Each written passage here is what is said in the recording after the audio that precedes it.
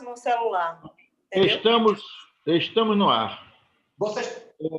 Estamos no ar.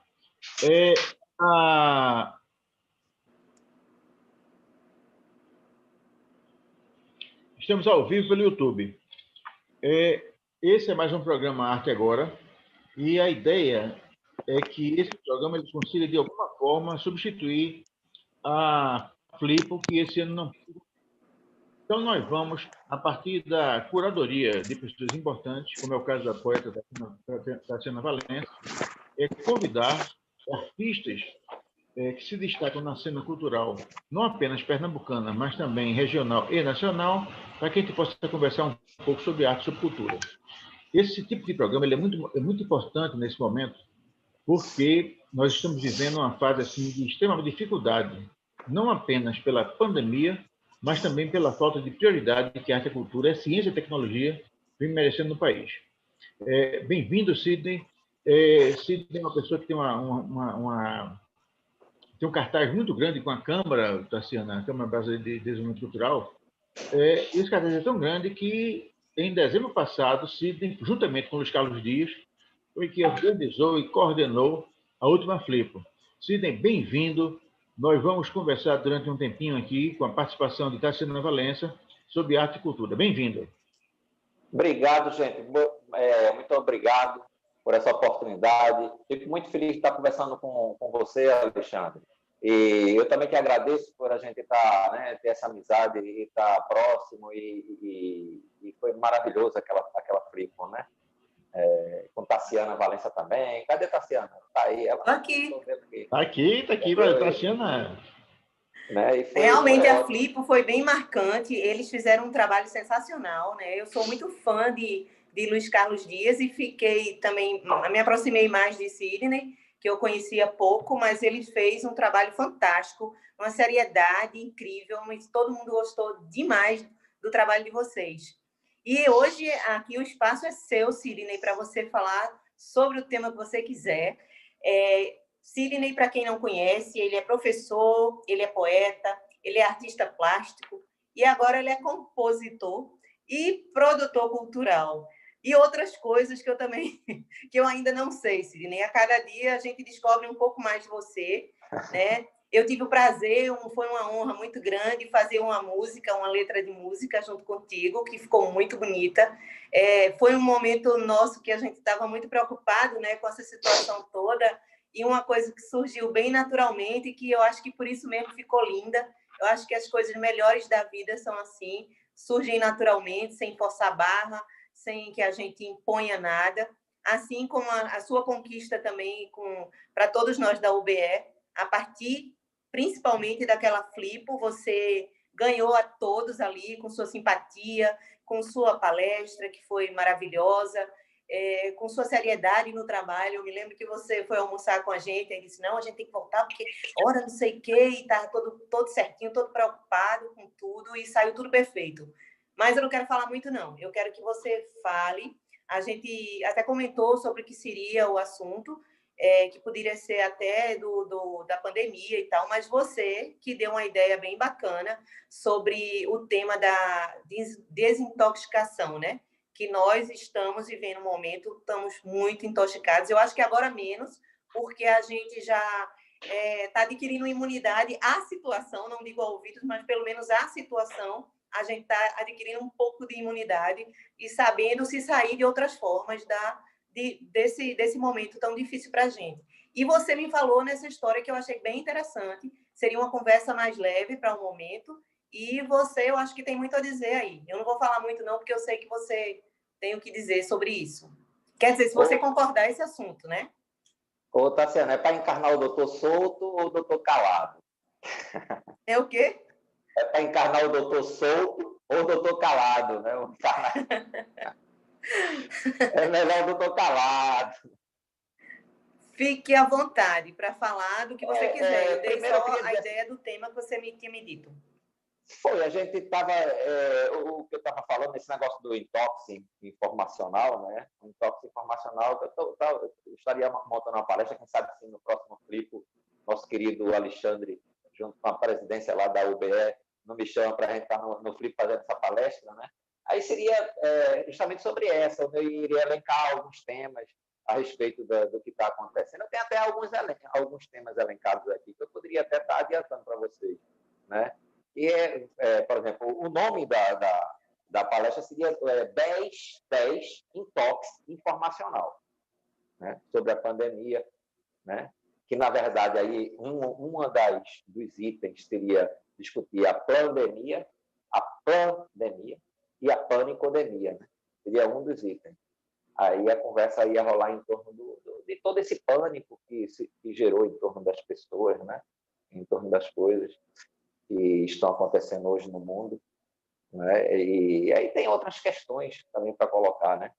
Eu até eu estava lendo, eu posso falar aqui, Alexandre, um livro que eu estava lendo, eu estou lendo aqui um livro do Roland Barthes, não sei se você quer, não tem nada a ver com você sim, claro, estamos aqui pronto para lhe ouvir. Disfarça, Tassiana, eu já mudei de assunto, né? Não, você volta a tarde outra. é sua. A tarde é sua. Foi só porque você falou nisso que eu me eu lembrei. Achei, então, deixa eu falar desse cara, Roland Barthes, né? Eu achei tão bonito isso aqui que eu li. A unidade de um texto, vê só, Alexandre, a unidade de um texto não está em sua origem, mas em seu destino. Porém, este destino não pode mais ser pessoal. O leitor é um homem sem história, sem biografia, sem psicologia.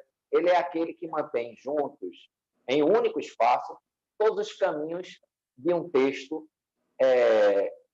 que se constitui, né? Isso é Roland Barthes, que é um escritor, sociólogo, né? Escritor, crítico literário, semiólogo, filósofo francês, né? Eu até fiz assim, um breve assim, sobre ele, né? Ele usou muito da semiótica para dividir o processo de significação em dois momentos, o denotativo e o conotativo, né? E que resumia essencialmente o denotativo tratava as percepções simples, superficial, né? E o conotativo as mitologias, como chamava os sistemas de códigos, né? que esses sistemas que são transmitidos para a gente, né? E são adotados como padrões, né? E aí ele, segundo esse conjunto ideológico, eram às vezes absorvidos desapercebidamente. Veja só, isso é 1936, 1940.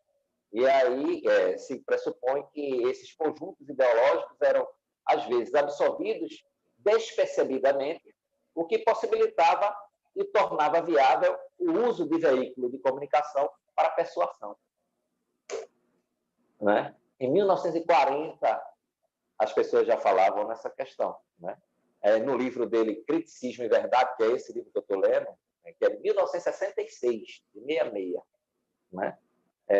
Onde ele acusando o velho criticismo burguês, e Barthes falava da falta de atenção dos pontos finos da linguagem, né? E ignorância seletiva em relação às teorias desafiadoras, como, por exemplo, o marxismo, né? As teorias desafiadoras. E a gente está vendo isso hoje, né? Essa discussão, essa dicotomia que é reativada diariamente de assuntos completamente superficiais e que sequestra a pauta da discussão, sequestra a narrativa, e a gente se perde na conversa de quem é que pode usar a camisa rosa, quem é que pode usar a camisa azul, enquanto esses grupos se digladiam na internet sobre isso, o Brasil não discute soberania nacional. Isso que você está falando aí é um assunto extremamente importante, né? Muito atual, muito atual.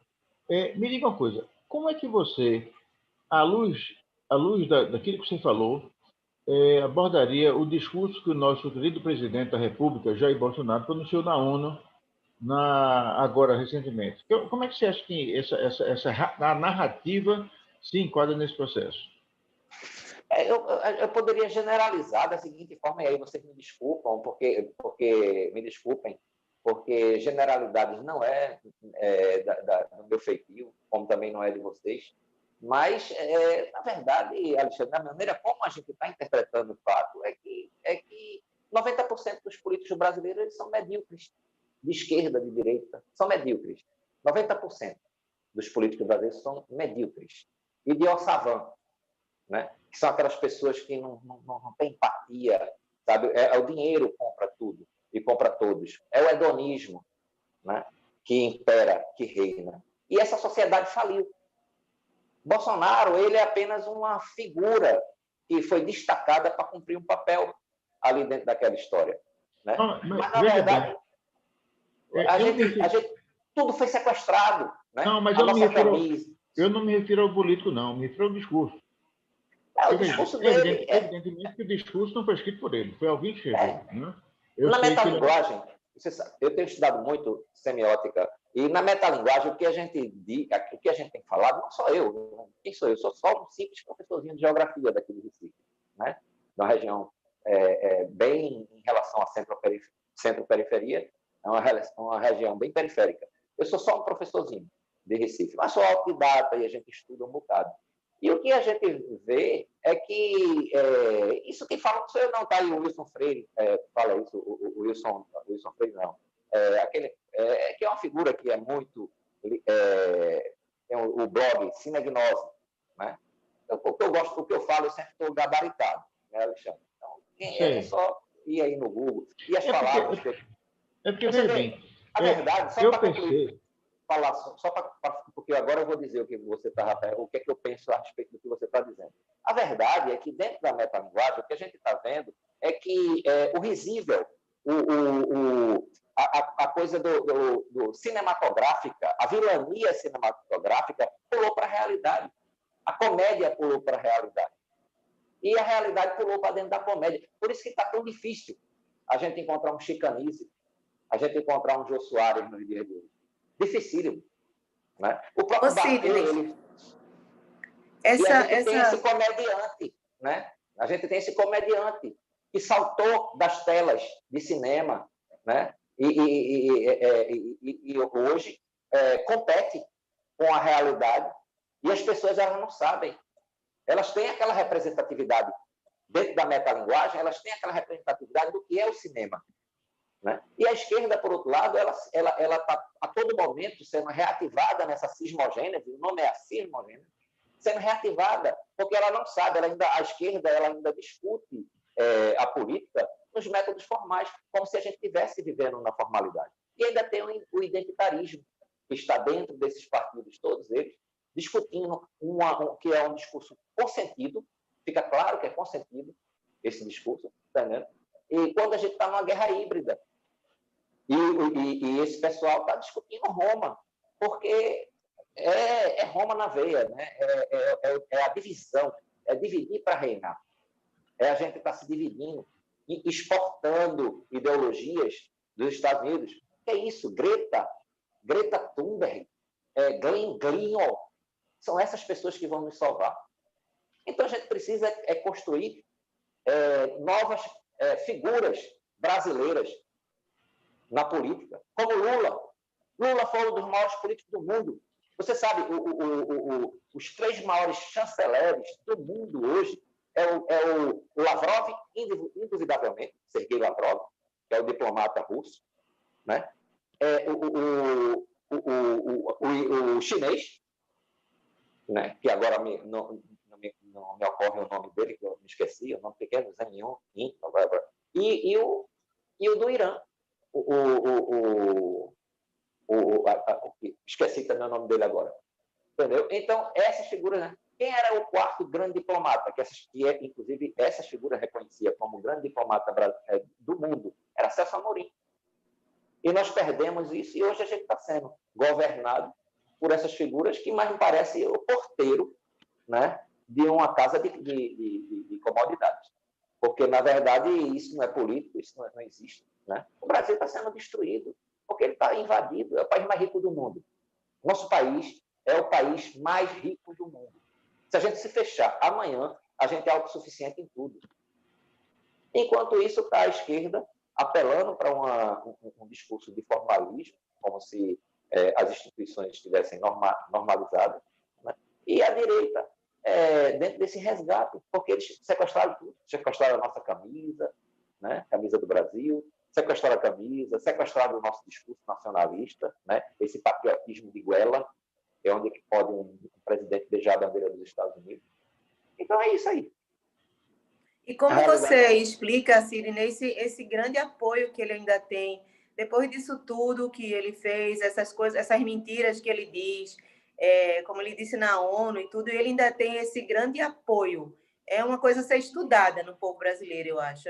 Inclusive, estudado o nosso representante e estudado principalmente o povo, porque é o quê? É só ignorância? O que é? A que você atribui isso? Porque se a pessoa cascavilhar um pouquinho, vai ver que tudo que ele diz é mentira. E ele diz 2 palavras, uma é mentira, no mínimo. Então, o que é que você explica? Que fenômeno é esse que acontece, né? É ignorância mesmo? É o quê? Olha, a gente tem que levar em consideração, primeiro, que ele sem querer, né? Porque, na verdade, isso foi um posicionamento do Congresso Nacional, mas, sem querer, ele capitalizou, né, eleitoralmente esses R$600 que foi dado para as pessoas. Né? Você imagina, se o mundo acabou, né? Que não foi ele, né? Porque por ele era 200, né? Aí o povo não entende que por ele seria os 200, né? Então ele está ganhando aí de bobeira esses louros, na verdade. Exato. Essa é uma das questões. E a outra questão é a total falta de habilidade de nós, né? Que seríamos da esquerda. Eu me posiciono como uma figura de esquerda. Então, a falta de habilidade que a gente tem de discutir essa semiótica que está colocada aí, esse tipo de linguagem que está colocada aí.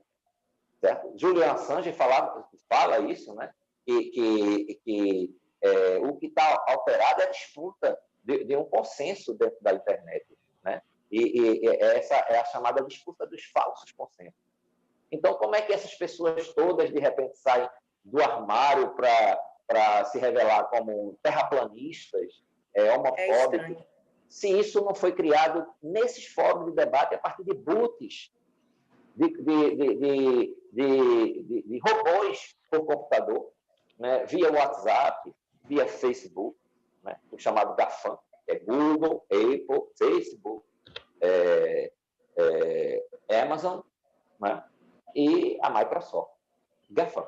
Essas 5 grandes empresas, agindo e construindo falsos consensos, né? Notadamente no Facebook e tudo mais. Então, aí você vê um robô de lá da Califórnia dizendo que tem que matar homossexual, entendeu? E o cara lá que estava, por exemplo, no governo Lula, a gente não via essas coisas. Né? Tinha casos esporádicos, como tem de assassinato, como tem de afogamento, como tem de acidente de trânsito. Tinha casos esporádicos e eles eram reprimidos. Ideologicamente, essa pessoa não tinha fórum, ele não tinha voz para isso. Né? Ele não tinha esse lugar de fala, como se diz aí. Né? Entendeu? E quem é que cria esse lugar de fala? São esses robôs, são os boots, lá repercutindo essa fala maluca.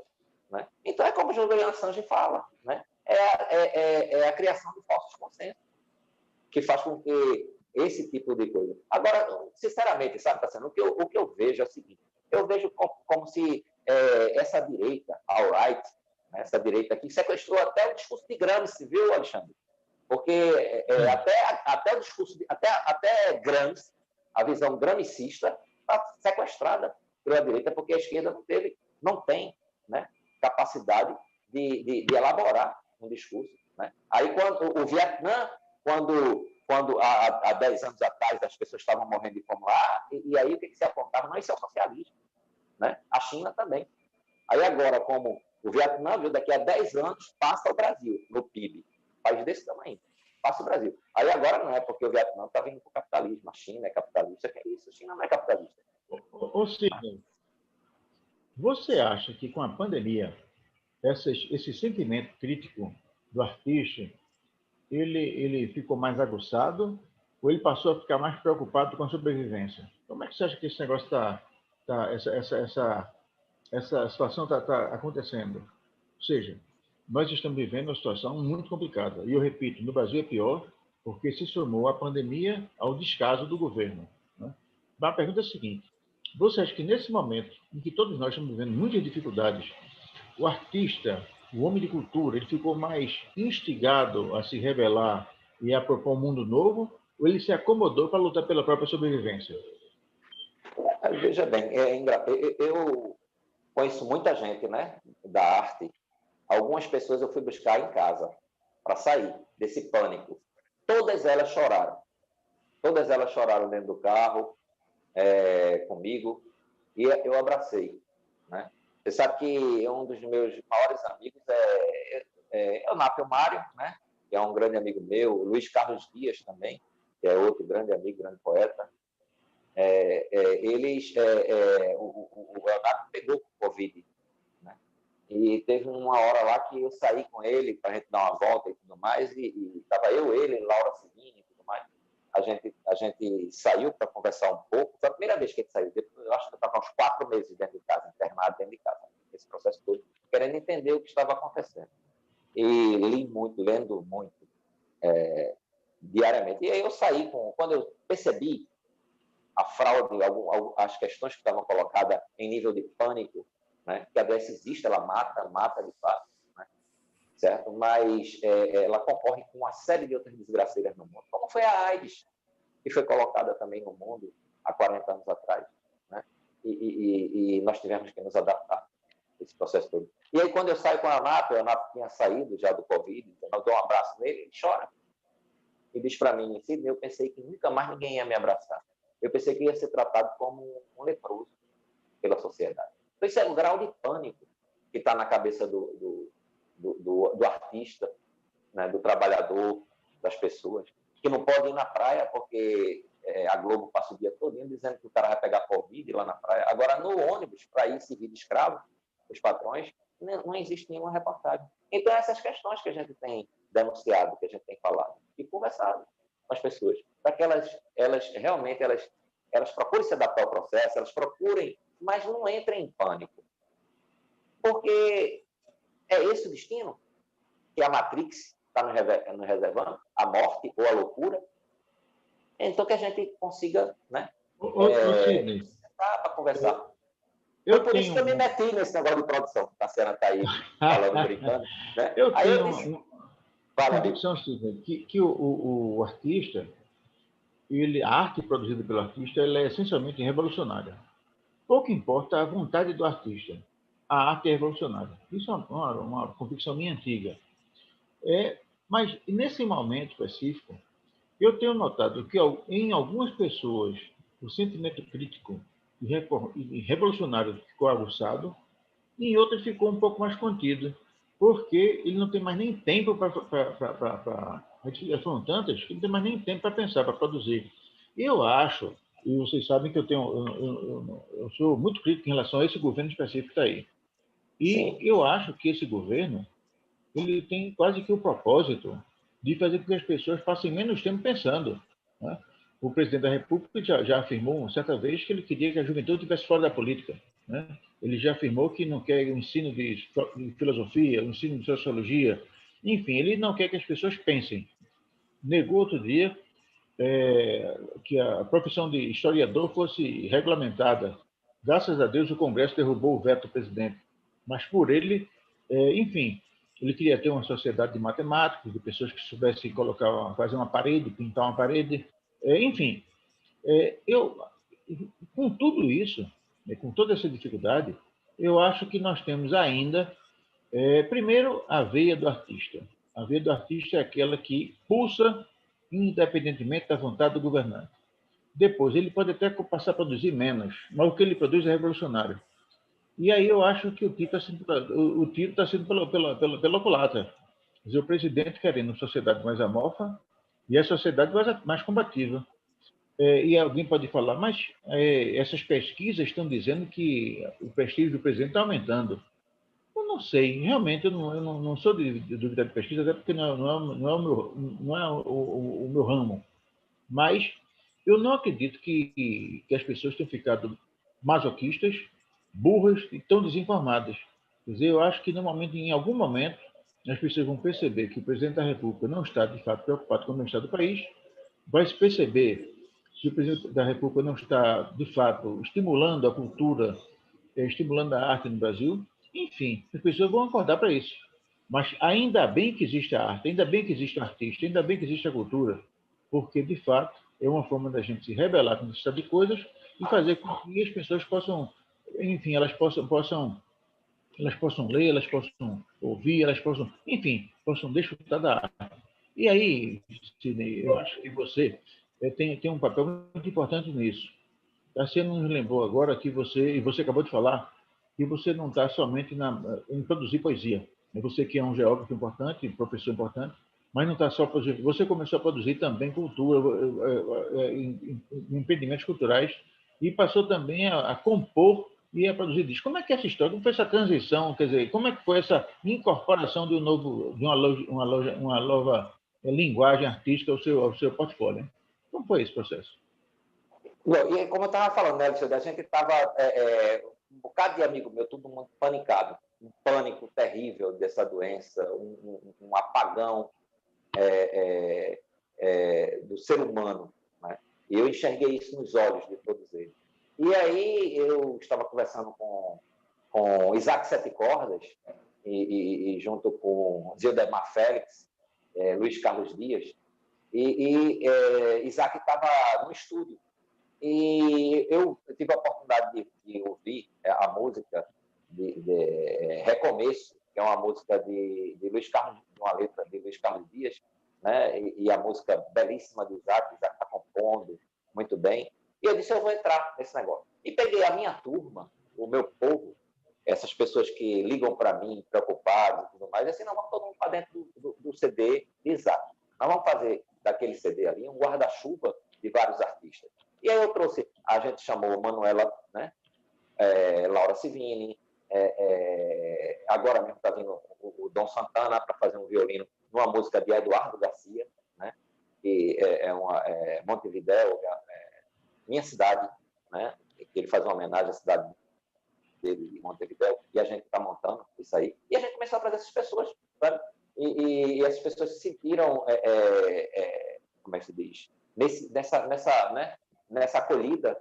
E a gente, ali, eu tendo a oportunidade de estar conversando com as pessoas, arrumando, a gente vendo como cada um tocar as suas vidas, né? E a gente faz isso aí, sabe, Alexandre, sem nenhum interesse financeiro. Eu não tenho interesse em nada, nunca ganhei dinheiro com essas coisas.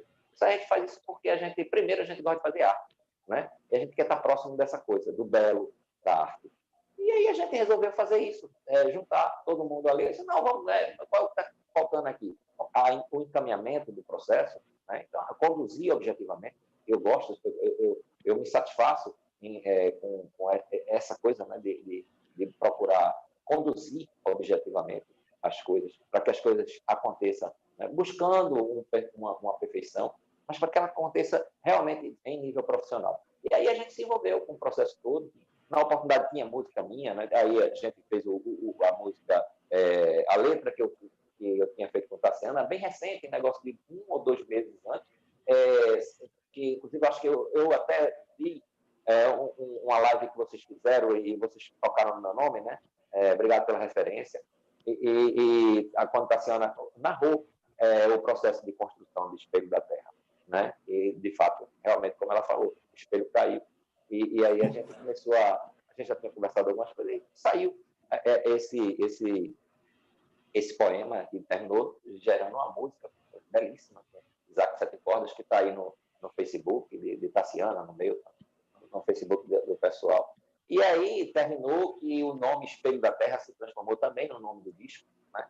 E aí a gente resolveu produzir junto com o pessoal, mas o intuito é esse mesmo, é de trazer as pessoas para que a gente possa estar no convívio, né?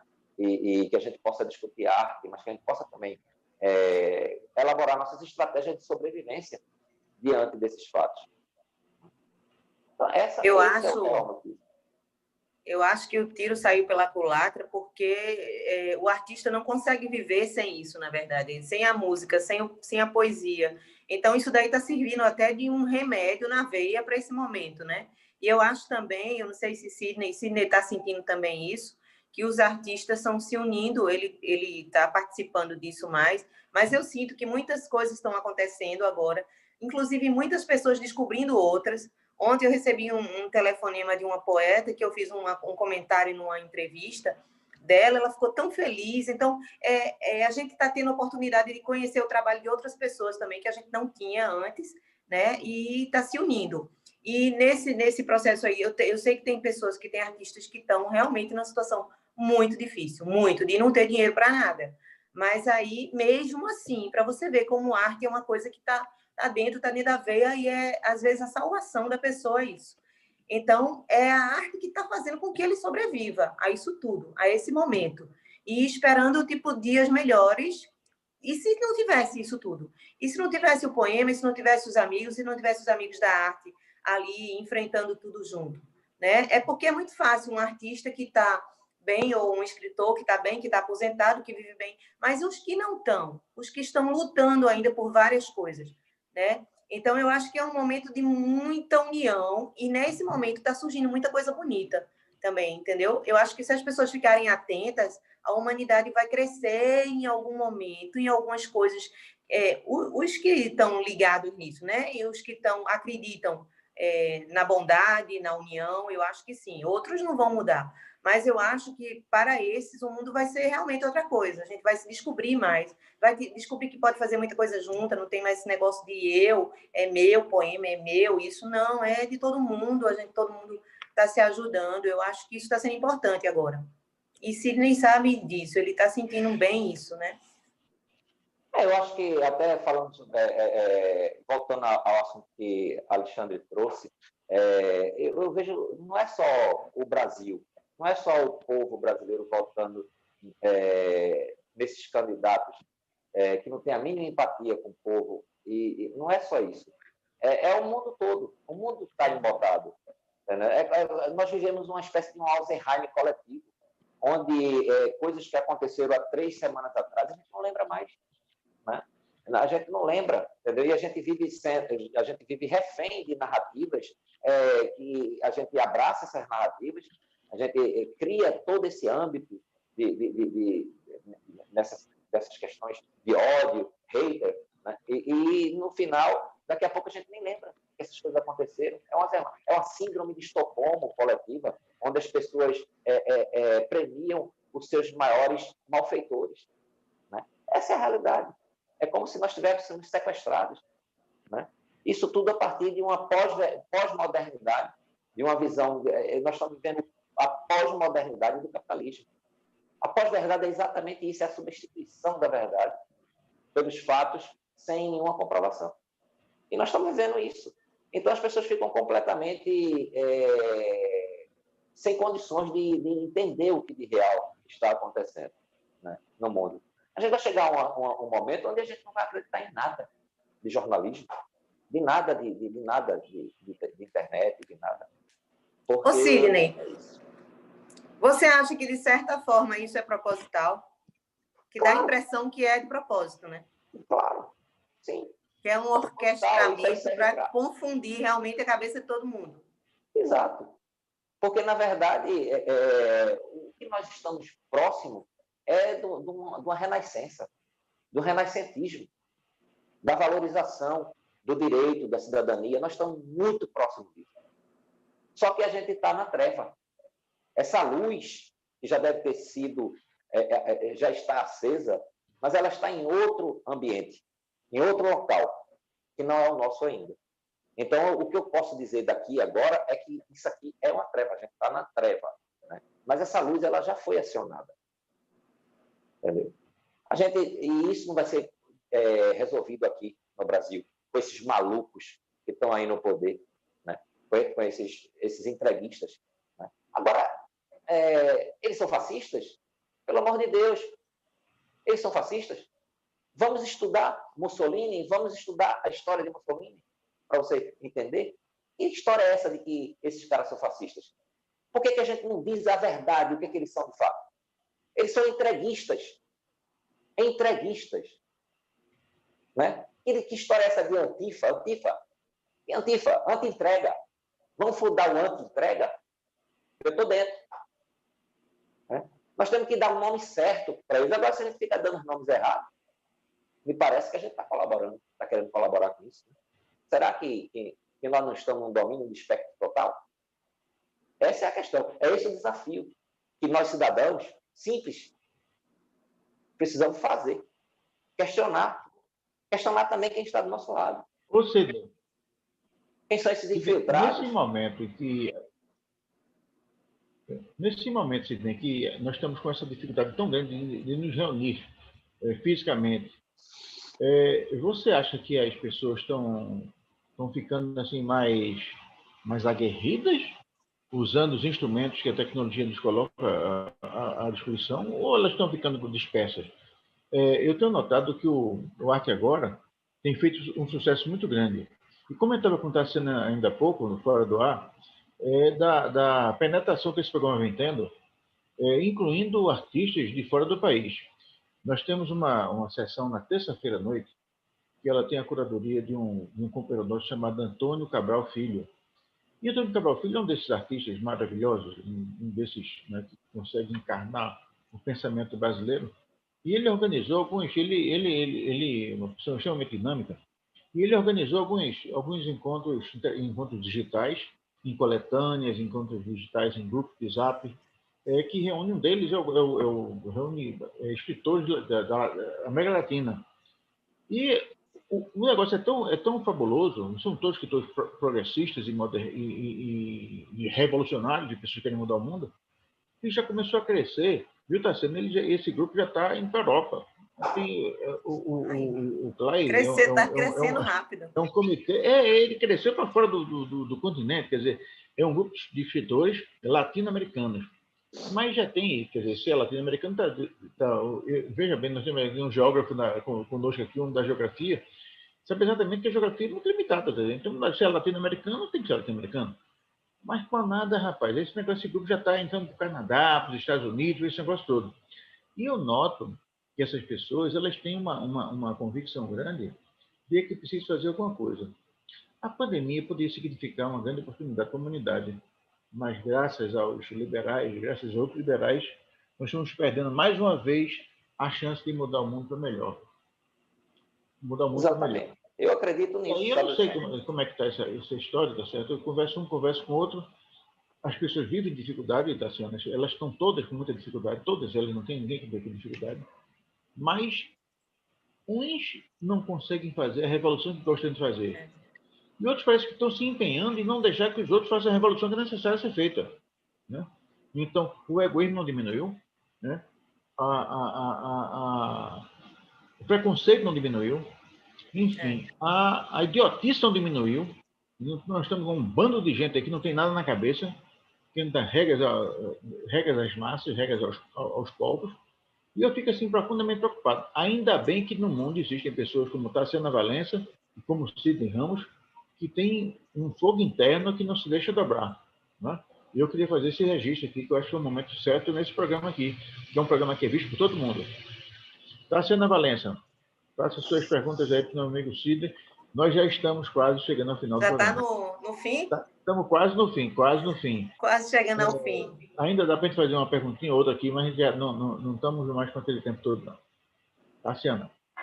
Eu estou pensando aqui no que Sidney falou, nessa nossa situação de todos agora, e no que você disse, eu estou pesando aí, é um momento realmente de uma alavanca. A gente vai para algum lugar, daqui a gente vai para algum lugar. Com certeza a gente vai aprender muito e ter muito, como é que se diz? Muito impulso, sabe? Eu acho que o mal, às vezes, desperta uma mudança em cada um de nós, que nem mesmo a gente acredita, nem espera. Eu acho que vocês sentiram isso, que no começo, eu também conversava muito com o Sidney no começo disso tudo, e ele sabe disso, que a gente estava muito perdido, foi um impacto muito grande, sem saber o que estava acontecendo, então a gente estava sendo atingido por uma coisa invisível que estava deixando todo mundo, assim, inerte. E a gente saiu dessa inércia, a gente está saindo dessa inércia, né, Sidney? E eu quero a última pergunta para agora. Uma coisa que está aí. Joia de viver. A gente precisa ter a alegria de viver. É isso que a gente tem que ter. Joia de viver. Exatamente, a gente tem que viver, apesar de ir acima de tudo. Então, por conta disso mesmo, eu quero fazer uma pergunta. Como é que você está pensando, ou se você não está pensando nisso, como é que ficam essas eleições de agora, né? Para prefeito, para vereador? Como é que você está? Você está avesso a isso? Como é que você sente isso agora, nesse momento? Não, eu acho assim, que essa eleição ela foi talhada para reconduzir todos a reeleição. É preciso esse cara ser muito burro, mas muito burro mesmo, para ele não ser reeleito.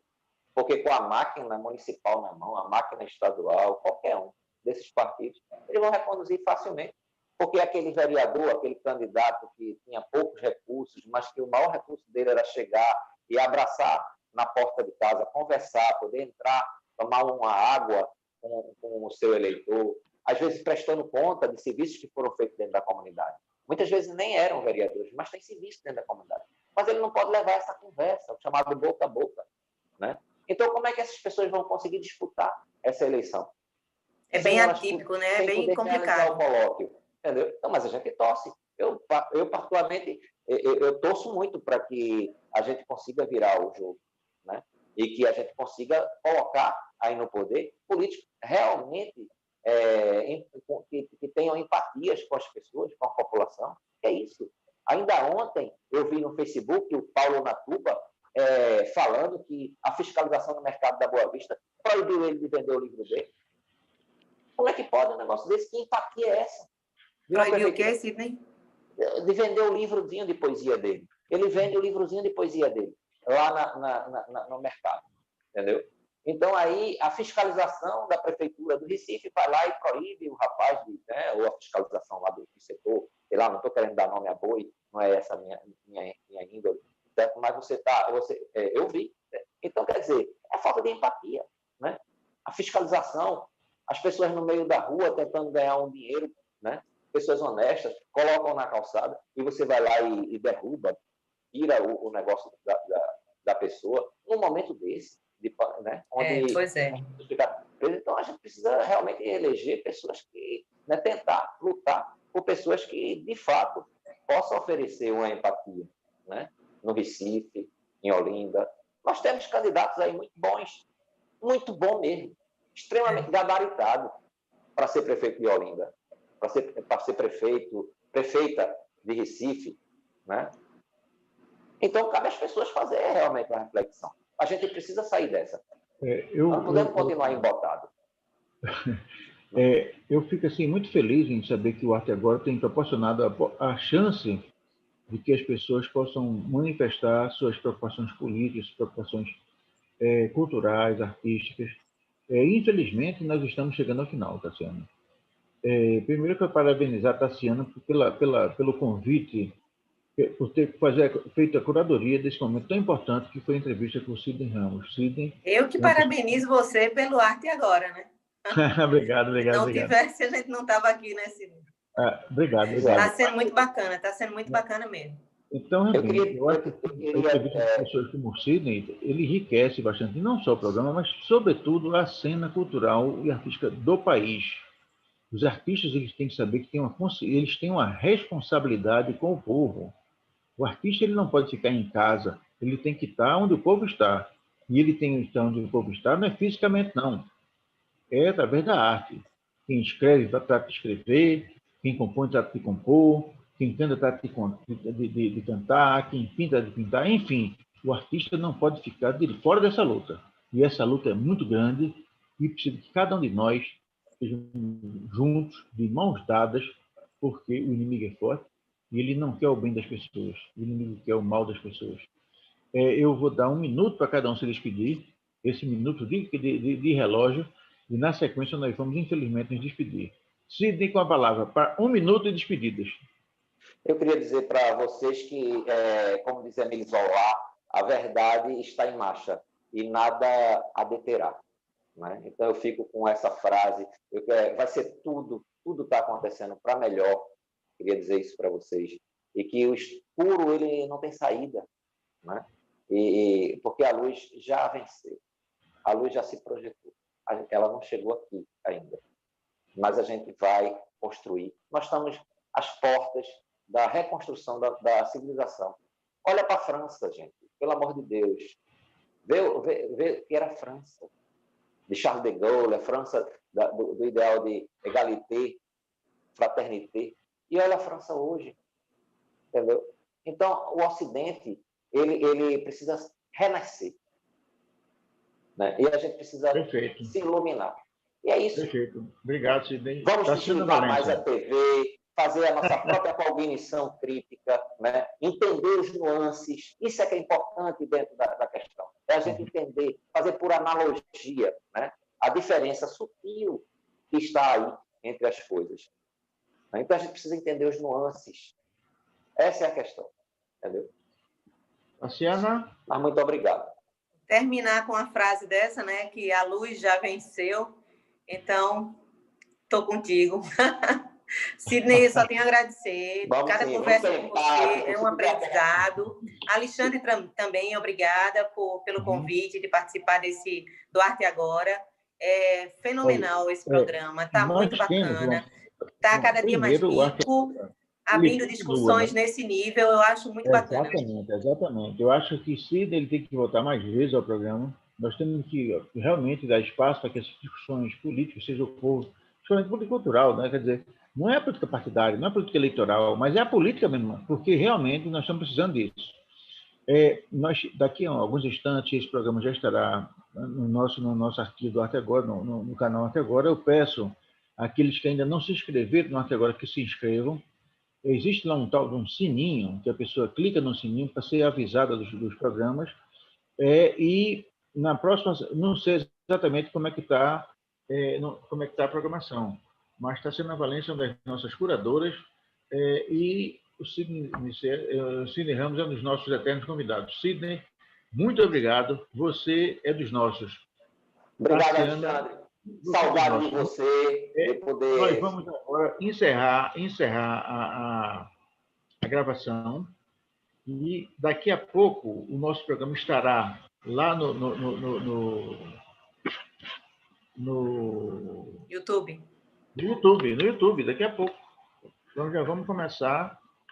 É bom que quem não assistiu pode ver tranquilamente, pode voltar, né? Pode questionar. Seria interessante que as pessoas também comentassem, que eu vejo muito poucos comentários, mas é muito importante para cada entrevista que as pessoas coloquem sua opinião também, né? E digam o que acharam e tal. Eu acho muito importante essa participação das pessoas que assistem, né? Eu sei que hoje acontece muita coisa ao mesmo tempo, mas é importante que uma ou outra, que a pessoa assista até o final, e quando assistir até o final, que comente alguma coisa também. Agora se inscrevam, né? Para ajudar o canal também. Sidney, valeu, Sidney. Obrigado, muito obrigada.